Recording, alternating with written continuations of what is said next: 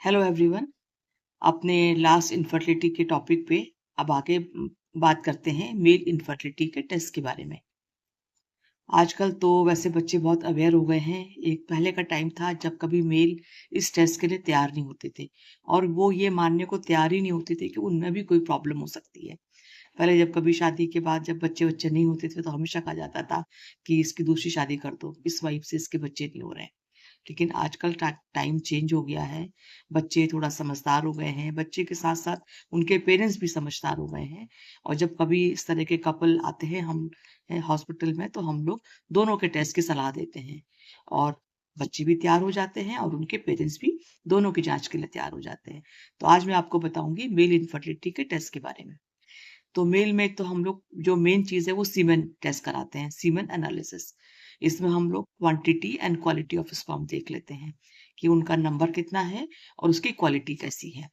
अगर मान लीजिए कि कभी-कभी नंबर अच्छा होता है, 100 के आस-पास नंबर है, उसकी जो क्वालिटी है स्पर्म्स की, वो बिल्कुल बेकार है। सारे के सारे स्पर्म बिल्कुल डेड हैं या नॉन मोटाइल हैं। तो इस रिपोर्ट को हम लोग नॉर्मल नहीं मानते। और कभी-कभी ऐसा होता है कि काउंट्स 50 है, बट सारे के सारे स्पर्म जो हैं वो अ, मोटाइल हैं और एक्टिवली मोटाइल हैं। इस रिपोर्ट को हम लोग नॉर्मल मान के चलते हैं। ये तो quality and quantity of sperm हो गई। दूसरा हम लोग इसमें देखते हैं कि कोई पस सेल्स या इन्फेक्शन तो नहीं है। तो पस सेल्स का भी उसमें रिपोर्टिंग आ जाती है और अगर 4 से 5 पस सेल तो हम लोग नॉर्मल मान के चलते हैं, बट अगर पस सेल्स मोर देन 10 आती है, तो हम लोग इसमें एक कल्चर की सलाह देते हैं। और कल्चर के बाद फिर उसपे प्रॉपर एंटीबायोटिक्स निकल आती हैं। फिर एंटीबायोटिक का हम लोग मेल डॉक्टर के पास भेजते हैं, उसको कुछ और प्रॉब्लम भी होती है तो वो उसके अकॉर्डिंग अपना दवाई कराते हैं। एंटीबायोटिक के पूरे कोर्स हैं, 10 डेज़ 15 डेज़ का जितना भी उनका होता है और जब वो बिल्कुल आपका सीमेन क्लियर हो जाता है, उसके बाद ही हम लोग पेशेंट को कंसेप्शन की सलाह देते हैं। तो आजकल के बच्चे इस बात का ख़ैर ध्यान तो रखते हैं और कहने पे टेस्ट करा भी लेते हैं और अगर कभी तैयार नहीं होते हैं, तो हम लोग उसकी वाइफ़ को बोलते हैं कि भई तुम हस्बैंड को ले आओ, हम समझा देंगे, एक छोटा-सा टेस्ट है, तो इसको कराना ज़रूरी है और क्योंकि इसके बाद ही तुम्हारा आगे का इलाज हो पाएगा।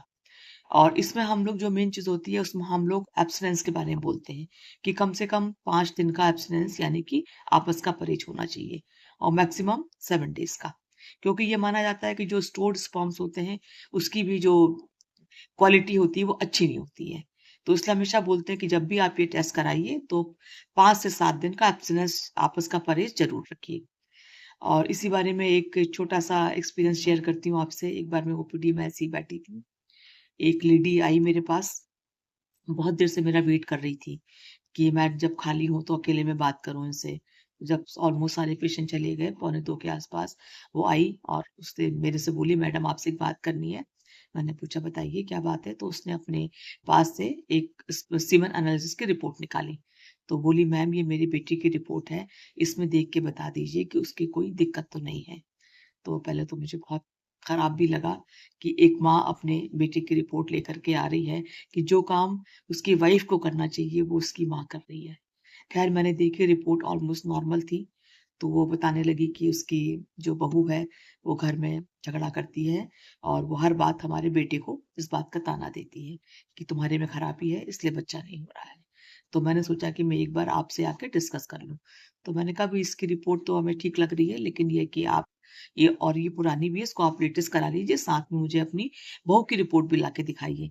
क्योंकि आपको भी पता है कि बच्चा तो दोनों के उससे बनेगा, तो जहाँ भी कोई खराबी होगी हम आपको बताएँगे, लेकिन आप इसको इलाज तो करा के देखिए और टेस्ट भी कराइए और मेरे पास भेज दीजिए। फिर ख़ैर बाद में मुझे याद नहीं वो आई कि नहीं आई, बट ये चीज़ मेरे दिल को टच कर गई कि एक माँ अपने बेटे की रिपोर्ट लेकर के डॉक्टर के पास जा रही है कि बताइए मैम इसमें हमारे बेटे की रिपोर्ट सही है कि नहीं। तो छोटी-छोटी सी चीज़ें होती हैं, मन को फ़ील कर जाती है। Okay, thank you so much. आज तो इतना ही है। अब नेक्स्ट इसके आगे के ट्रीटमेंट के बारे में आपको बताती हूँ। Thank you so much.